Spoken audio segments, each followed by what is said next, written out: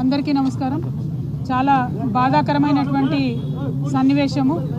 ఈరోజు వాంకిడి ఆశ్రమ పాఠశాలలో మరి విషతుల్యమైనటువంటి ఆహారం తినడం వల్ల ఒకేసారి ఆహారం తిన్నటువంటి 30 మంది బిడ్డలు కూడా మరి సిక్ అయినటువంటి సందర్భంలో వారిని మంచిర్యాల నుండి నిమ్స్కి షిఫ్ట్ చేసి దాదాపు 15-17 రోజులు అవుతున్నా కూడా ఇప్పుడు నేను చూసొచ్చినటువంటి పాప ఇంకా కూడా వెజిటేటివ్ స్టేట్లోనే ఉన్నది. దాదాపుగా వెంటిలేటర్ మీదనే చాలా రోజుల నుంచి ఉన్నటువంటి సందర్భం. మనము చాలా బాధతో కూడినటువంటి పరామర్శ ఇది. ప్రభుత్వాన్ని మేము డిమాండ్ చేస్తూ ఉన్నాం, విజ్ఞప్తి చేస్తూ ఉన్నాం. పసిబిడ్డల ప్రాణాలు పోతూ ఉంటే పట్టనట్టు ఉండడం సరికాదు. ఈ ప్రభుత్వం వచ్చి 11 నెలలైతే దాదాపుగా నెలకు 3 మంది యావరేజ్గా ఇప్పటికే 42 మంది బిడ్డలు ప్రభుత్వ పాఠశాలల్లో చదువుతున్నటువంటి వాళ్ళు కేవలం ప్రభుత్వం యొక్క నిర్లక్ష్యంతో ఫుడ్ పాయిజనింగ్ వల్ల చనిపోవడం జరిగింది. అంటే యావరేజ్గా 10 రోజులకు ఒక పసిబిడ్డ ప్రాణాన్ని ఈ ప్రభుత్వం పొట్టన పెట్టుకుంటా ఉన్నది. ఇది సరైనటువంటి వైఖరి కాదు. అన్ని సంక్షేమ శాఖలు కూడా గౌరవ ముఖ్యమంత్రి గారి దగ్గర ఉండడంతో మరి వారి సమయం వెచ్చించలేకపోతున్నట్టుగా కనపడతా ఉన్నది. ఒక్క 10 నిమిషాలు మీరు పాఠశాలల్ని పసిబిడ్డల గురించి ఆలోచించి రివ్యూ చేసినట్టయితే ఈ ప్రాణాలన్నీ కూడా కాపాడేటటువంటి పరిస్థితి ఉంటుంది.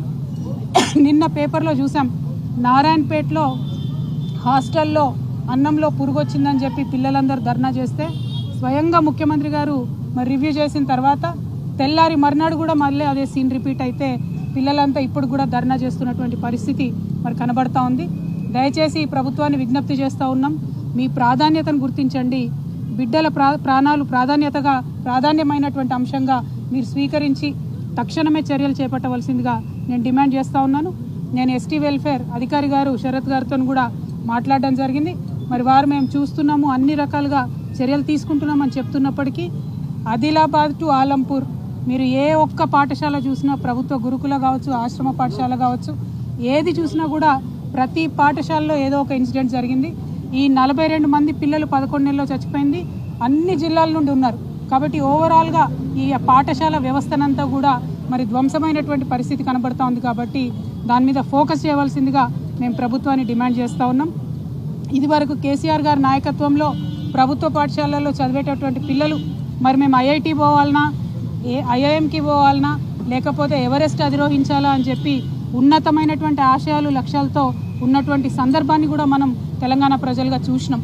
కానీ ఈ 11 నెలల్లోనే మరి ఆ పాఠశాలలు ఈ దుస్థితికి చేరుకొని 10 రోజులకు ఒక పసిబిడ్డ ప్రాణం పోతుంటే కూడా ఉలుకు పలుకు లేకుండా ప్రభుత్వం ఉండడాన్ని మేము తీవ్రంగా ఖండిస్తూ ఈ అంశాన్ని సీరియస్గా తీసుకొని గౌరవ ముఖ్యమంత్రి గారు ఇంటర్ఫియర్ అయ్యి తక్షణమే ఈ పరిస్థితిని చక్కబెట్టాలని చెప్పి ప్రభుత్వాన్ని డిమాండ్ చేస్తూ ఉన్నాం.